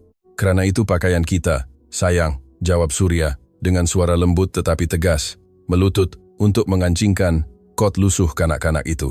"Kita akan pulang ke utara. Tapi, bagaimana dengan Encik Khalid? Dia kata ini rumah kita." Hazik mencela sambil mengerutkan kening. Surya memegang wajah anak sulungnya di antara tangannya. Ibu jarinya membelai pipi kanak-kanak yang telah diselamatkan oleh Khalid daripada kematian itu. "Encik Khalid sakit, Hazik. Dia mempunyai penyakit di dalam jiwanya yang tidak dapat disembuhkan oleh wang. Kita tidak boleh tinggal di sini. Maruah keluarga kita tidak ternilai, dan kita tidak akan sekali-kali membiarkan sesiapa memijak kita, walaupun lelaki terkaya di dunia." Dalam masa kurang dari 20 menit mereka sudah siap. Surya meninggalkan kad kredit logam hitam, kalung mutiara, dan sebarang-barang berharga yang telah diberikan kepadanya di atas katil utama yang bersih. Dia mengambil beg kain kecil dan bayinya. Setibanya di kaki tangga utama di lobi, Khalid masih berdiri di sana seperti patung marmar yang suram, memerhatikan adegan itu. Dia menjangkakan jeritan, dia menjangkakan dia akan menuntut cek penyelesaiannya, dia menjangkakan ancaman undang-undang yang sentiasa menyertai perpisahan dalam dunianya. Tetapi Surya tidak meminta apa-apa. Dia berjalan ke pintu utama yang besar, berpakaian sama persis seperti hari dia bertemu dengannya di lumpur ladang, dengan pakaian lama, tanpa perhiasan, tanpa solekan. Hanya anak-anaknya menemaninya. Makcik Salmah menangis teresak-esak di tepi pintu. Surya berhenti seketika dan memeluk wanita tua itu, membisikkan ucapan terima kasih yang tulus atas kebaikannya. Kemudian dia menolak pintu kayu dan gangsa yang berat itu. Kesejukan menusuk senja musim tengkujuh ibu kota, menerjah masuk ke lobi, menggoncang udara hangat rumah agam itu. Surya melangkah keluar ke jalan batu, tanpa memandang Khalid. Hazik adalah satu-satunya yang berhenti seketika di ambang pintu. Kanak-kanak itu memandang mata hartawan itu. Tiada kebencian dalam pandangan Hazik, hanya kekecewaan yang mendalam dan tidak tertahankan. Kemudian kanak-kanak itu berpaling dan berlari mengejar ibunya. Pintu berat itu tertutup dengan bunyi klik yang pasti. Datuk Khalid Razak kekal sendirian di lobi besar istananya, yang bernilai ratusan juta ringgit. Kesunyian kembali ke rumah. Ia adalah kesunyian yang sempurna dan terkawal secara akustik yang telah dihuninya selama sedekad yang lalu. Kekacauan tawa kanak-kanak telah hilang, kehangatan kehadiran Surya telah dicabut akar. Perlahan-lahan, seperti seorang lelaki bergerak di bawah air, Khalid berjalan ke meja kaca di ruang tamu. Matanya tertumpu pada cincin berlian yang berehat di atas bukti pengkhianatan. Dia mengambilnya di antara jari-jarinya. Cincin itu dingin. Dia sepatutnya merasakan kelegaan. Dia telah mengelakkan penipuan besar-besaran. Dia telah melindungi empayar korporatnya. Farid tidak akan mempunyai hujah dalam mesyuarat lembaga kerana dia telah membatalkan ancaman itu. Dia telah menang. Namun, ketika kegelapan malam menyelubungi tingkap rumah agam itu, sesak nafas yang teruk menyelubungi dada hartawan itu. Dia berjalan ke tingkap, melihat taman-taman kosong, dan hujan mula turun di atas jejak kaki yang ditinggalkan keluarga itu ketika mereka pergi. Kekosongan di perutnya tidak tertahankan, lubang hitam yang mengancam untuk menelannya hidup-hidup.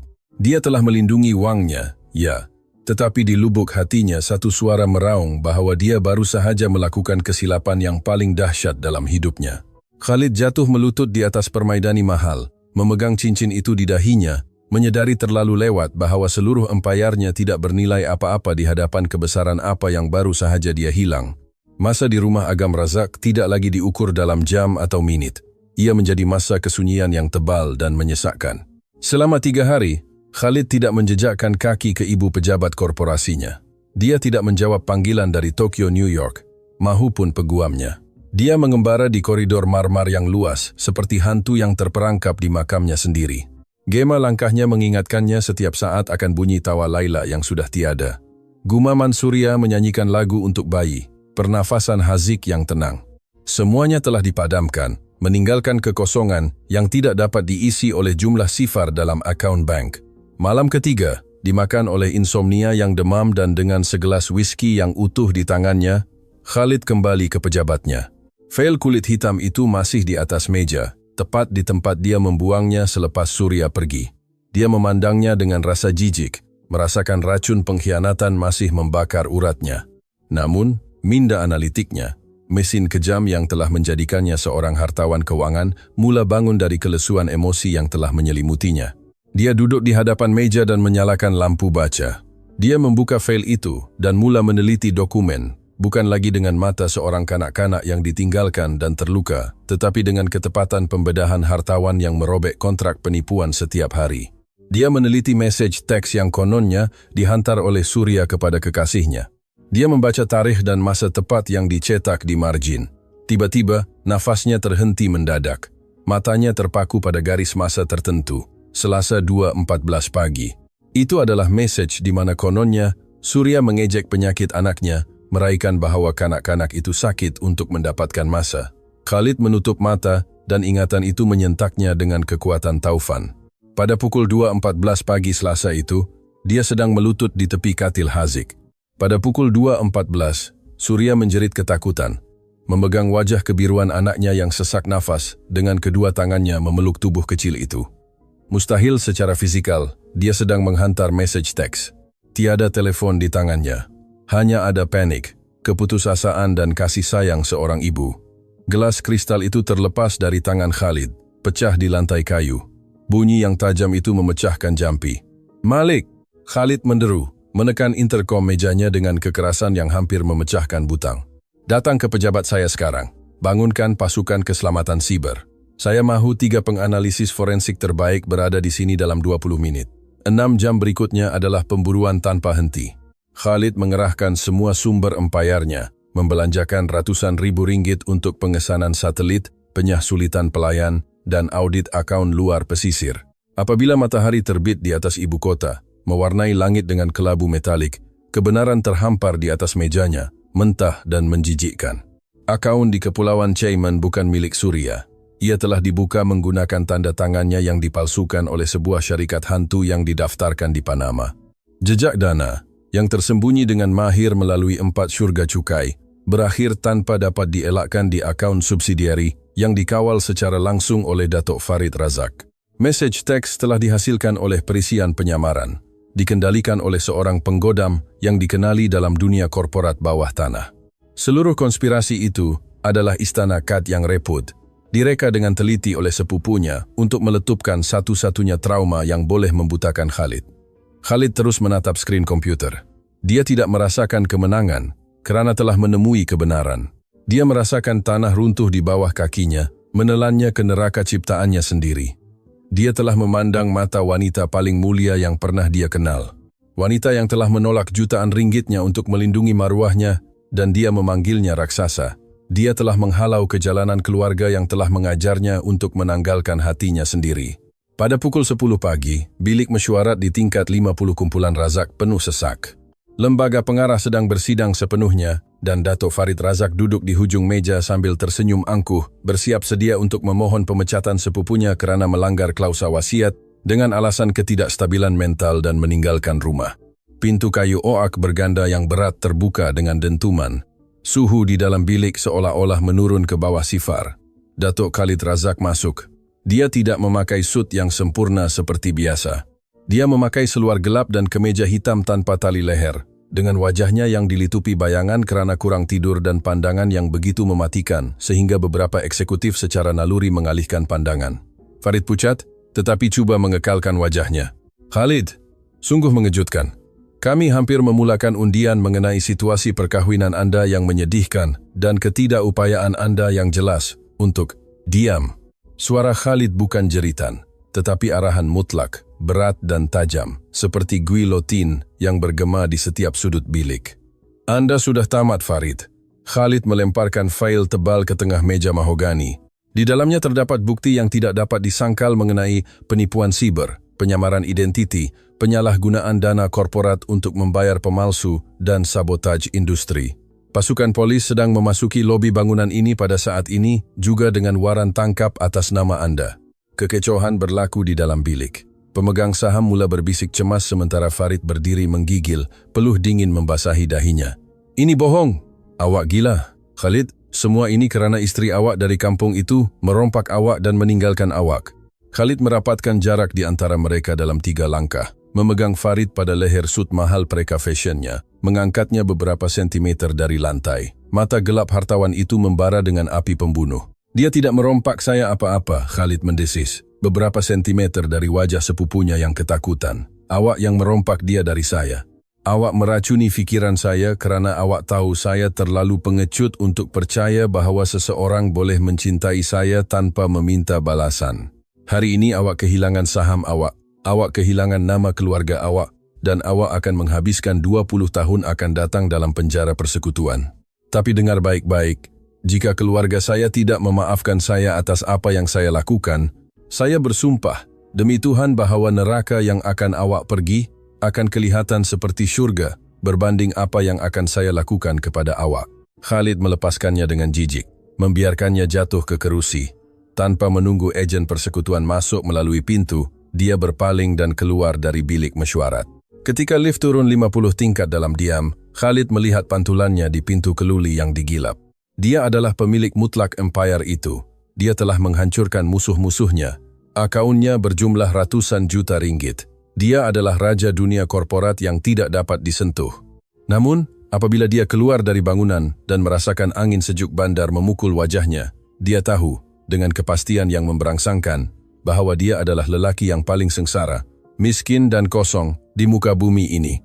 Empire-nya bukan rumah, ia adalah kubur, dan hanya ada satu tempat di dunia di mana dia boleh bangkit semula. Musim tengkujuh di kawasan pedalaman Perak tidak berbelas kasihan. Angin bertiup dengan keganasan yang kejam, melolong melalui ngarai batu kelabu dan membadai padang yang dilitupi lapisan salji yang tebal dan keras. Di ladang usang yang enggan runtuh, Surya Hasan berada di luar, dibalut selendang bulu yang lusuh, membelah batang kayu nangka dengan kapak berat. Tangannya, merah dan merekah kerana sejuk, sedikit berdarah di buku jari, tetapi dia tidak berhenti. Rentak kapak membelah kayu adalah satu-satunya caranya untuk membuang rasa sakit yang mengoyakkan dadanya sejak seminggu lalu. Kehidupan telah kembali menjadi perjuangan putus asa seperti sebelumnya, tetapi kini ia jauh lebih teruk kerana anak-anaknya telah mengenal kehangatan, kenyang dan keselamatan hanya untuk dikembalikan kepada kesengsaraan oleh kekejaman seorang lelaki yang mula mereka percayai. Haziq keluar dari pondok membawa bakul rotan kosong, mengerekut di bawah kot korduroi lamanya. "Mama, Irfan menangis. Saya rasa dia sejuk, kata kanak-kanak itu dengan bibir sedikit bergetar. Surya menjatuhkan kapak itu dan mengelap peluh di dahinya, merasakan hatinya hancur berkeping-keping. Saya datang, sayang, bawa kayu ini masuk, kita akan nyalakan api lebih kuat. Sebelum Haziq sempat membongkok untuk mengambil kayu api, bunyi enjin kendaraan memecahkan pengasingan gunung itu. Ia bukan konvoi truk hitam mewah berperisai yang datang kali pertama. Ia adalah kendaraan pacuan 4 roda yang bersendirian, gelap dan berlumpur serta bersalji, bergerak perlahan di jalan tanah sehingga berhenti kira-kira 20 meter dari pagar yang pecah. Surya merasakan perutnya mengecut. Secara naluri dia melangkah di hadapan Haziq, melindunginya dengan badannya, mengambil posisi bertahan yang sama persis seperti hari mimpi ngerinya bermula. Pintu pemandu terbuka. Datuk Khalid Razak turun dari kendaraan. Tetapi figura yang muncul bukan hartawan yang tidak dapat disentuh itu. Dia tidak memakai sut biru gelap yang ditempa khas, maupun kasut Itali yang digilap yang tidak boleh dicemari. Dia tidak membawa sebarang beg bimbit kulit hitam yang syarat dengan kontrak dan hukuman. Dia memakai seluar jin tebal, bat kerja yang berlumpur, dan jaket kanvas gelap yang melindunginya dari kesejukan yang menusuk. Rambutnya kusut kerana angin dan wajahnya mencerminkan keletihan yang mendalam, ditandai dengan lingkaran gelap di bawah mata dan janggut beberapa hari. Dia kelihatan seperti lelaki biasa, rentan dan terdedah kepada elemen. Dia berjalan di atas salji yang berderit, mendekat perlahan-lahan dengan tangan kosong dan di sisi sebagai isyarat penyerahan diri secara damai yang jelas. Dia berhenti beberapa meter dari Surya, tepat di tempat yang sama di mana beberapa minggu sebelumnya dia menuntut pembayaran hutang jutaan ringgit. Kesunyian di antara mereka begitu pekat sehingga hampir dapat disentuh, hanya dipecahkan oleh siulan angin sejuk yang menggigit. Surya memandangnya dengan mata yang separuh tertutup, posturnya kaku, memancarkan permusuhan yang dingin dan melindungi. "Untuk apa kamu datang, Khalid?" tanyanya. Suaranya serak, tetapi tegas seperti keluli. "Saya sudah tinggalkan cincin awak, saya tidak mengambil wang awak. Jika awak datang untuk memastikan kami cukup menderita, awak boleh pergi sekarang. Awak sudah menang." Khalid memandangnya dan buat pertama kali dalam hidupnya, Surya melihat topeng ais hartawan itu telah hancur sepenuhnya. Mata gelap Khalid bersinar dengan kelembapan yang tidak cuba disembunyikannya, penuh dengan penyesalan yang begitu melampau dan mutlak sehingga menyentap nafasnya. "Saya tidak datang untuk menuntut hutang, Surya," Khalid bersuara, suaranya sedikit bergetar, tanpa sebarang keangkuhan. "Saya datang untuk membayar hutang saya." Perlahan-lahan, mengabaikan kesejukan kutub dan lumpur beku yang merosakkan pakaiannya. Datuk Khalid Razak, lelaki yang menggegarkan kerajaan dan korporasi, pemilik 150 juta ringgit, berlutut di atas salji dan lumpur di hadapan wanita yang memakai gaun bertampal itu. Haziq memerhati adegan itu dengan mata yang terbuka luas, melangkah ke hadapan secara tidak sengaja, terpegun melihat raja itu rebah. "Farid memalsukan dokumen itu," sambung Khalid sambil melihat ke atas, tepat ke mata Surya, tidak mengalihkan pandangannya meskipun rasa malu menyelubunginya. Dia mengupah penggodam, mencipta akaun palsu, mereka-reka setiap perkataan dalam email itu. Dia mahu memusnahkan saya dan dia tahu satu-satunya cara untuk melakukannya adalah dengan menyerang satu-satunya tempat di mana saya mula menjadi rentan. Dia mahu saya percaya bahwa Anda sama seperti wanita yang meninggalkan saya ketika saya kecil. Surya mengerutkan dahinya, kemarahan awalnya berjuang melawan kesan pengakuan itu. "Dan, awak percaya dia?" tanyanya. Suaranya bergetar kerana luka yang masih terbuka. "Awak memilih untuk mempercayai kertas palsu dan bukan mata saya." "Ya," jawabnya tanpa memberi alasan, menerima semua kesalahan. "Saya percaya dia tetapi bukan kerana saya meragui Anda, Surya. Saya percaya dia kerana saya ketakutan. Sepanjang hidup saya diajar bahawa jika Anda mencintai seseorang, orang itu akan memusnahkan Anda. Saya membina perisai jutaan ringgit agar tiada siapa yang boleh menyakiti saya lagi. Tetapi Anda memecahkan perisai itu tanpa cuba pun. Apabila saya melihat Haziq di hospital itu, apabila saya menangis bersama Anda, saya menyadari bahawa saya mencintai Anda, dan cinta itu memberi saya ketakutan yang begitu besar, sehingga fikiran saya mencari alasan untuk melarikan diri, untuk kembali ke keselamatan kekosongan saya. Saya pengecut yang terkutuk." Air mata akhirnya mula mengalir dari mata Surya, mengalir panas di pipinya yang beku. Pengakuan Khalid bukan ucapan korporat, ia adalah tangisan jiwa yang hancur yang memohon penebusan. "Anda menghalau saya ke jalan, Khalid. Dia teresak-esak sambil memegang selendang. Anda mengembalikan kami kepada kesejukan. Saya tahu, bisiknya sambil menundukkan kepala. Air mata mengalir dari matanya sendiri dan bercampur dengan salji di tanah. Dan itu adalah dosa yang akan saya bayar setiap hari sepanjang hidup saya. Saya telah memusnahkan Farid. Saya telah memastikan empire saya. Tetapi saya bersumpah, demi Tuhan, Surya, bahwa apabila saya masuk ke rumah agam yang kosong itu, saya menyadari bahwa saya tidak mempunyai apa-apa. Saya lelaki paling miskin di dunia. Kekayaan saya adalah kehangatan tangan Anda. Kemenangan terbesar saya adalah apabila kanak-kanak ini, katanya sambil memandang lembut ke arah Haziq, memanggil nama saya dan mengucapkan terima kasih. Saya tidak mahu syarikat, saya tidak mahu wang, jika itu bermakna hidup satu hari lagi tanpa Anda. Khalid kembali mengangkat wajahnya ke arahnya. Tiada keangkuhan, tiada tuntutan, hanya rayuan yang putus asa. Saya tidak mempunyai kontrak untuk ditawarkan kepada Anda. Tiada syarat, tiada peraturan, tiada perlindungan. Saya hanya mempunyai tangan kosong dan hati yang tidak tahu bagaimana berdegup tanpa Anda. Maafkan saya, Surya. Saya merayu. Maafkan saya. Kesunyian gunung itu seolah-olah terhenti. Surya memandang lelaki yang melutut di lumpur itu. Dia melihat hujan turun di bahunya yang lebar. Dia melihat kerentanan mentah seorang lelaki yang telah melucutkan semua kuasa duniawinya untuk meminta cinta daripada seorang wanita yang tidak mempunyai apa-apa material untuk ditawarkan. Dia sentiasa tahu bagaimana mengenal pasti kebenaran, dan kebenaran itu tertulis dalam air mata hartawan itu. Haziq melepaskan skirt ibunya. Dia berjalan perlahan di atas salji sehingga tiba di hadapan Khalid. Kanak-kanak berusia 8 tahun itu memandangnya tajam dan dengan gerak isyarat yang menunjukkan kematangan lebih daripada mana-mana ahli perniagaan, menghulurkan tangan kecilnya sama seperti yang dilakukannya di Katil Hospital. Di sini sangat sejuk. Khalid, bangunlah, kata kanak-kanak itu. Khalid teresak-esak tercekik memegang tangan kanak-kanak itu dan berdiri perlahan-lahan, merasakan udara kembali ke paru-parunya. Surya menjatuhkan selendangnya. Dia berjalan ke arahnya. Kasutnya yang lusuh tenggelam dalam salji yang sama seperti bootnya yang berat. Apabila dia berada beberapa sentimeter jauhnya, dia mengangkat tangannya yang merekah dan memegang wajah hartawan yang dingin dan berjanggut itu.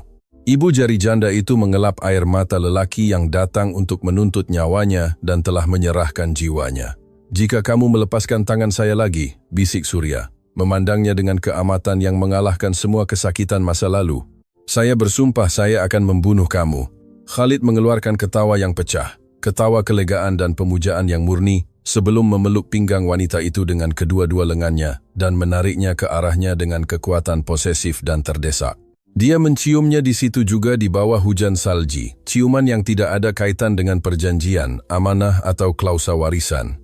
Ia adalah ciuman liar, nyata dan membara, yang mencairkan ais masa lalu mereka dan memeterai takdir mereka selamanya. Beberapa minggu kemudian, tiada juru gambar atau ahli masyarakat tinggi maupun wartawan majalah keuangan. Di sebuah gereja kayu kecil yang hangat di kaki Gunung Perak, diterangi oleh ratusan lilin, Khalid dan Surya berkahwin. Laila membawa cincin perkahwinan. Haziq memegang tangan ibunya dengan bangga, dan Irfan tidur lena di dalam pelukan Makcik Salmah. Duduk di barisan hadapan, Khalid menyarungkan cincin emas ringkas di jari Surya, memandangnya dengan penuh pengabdian. Dia tidak perlu lagi membuktikan apa-apa kepada sesiapa. Lelaki yang berkahwin demi sebuah bumbung kaca telah menemukan bahwa satu-satunya tempat perlindungan yang sebenar daripada musim tengkujuh dunia adalah dan akan sentiasa menjadi cinta keluarganya. 758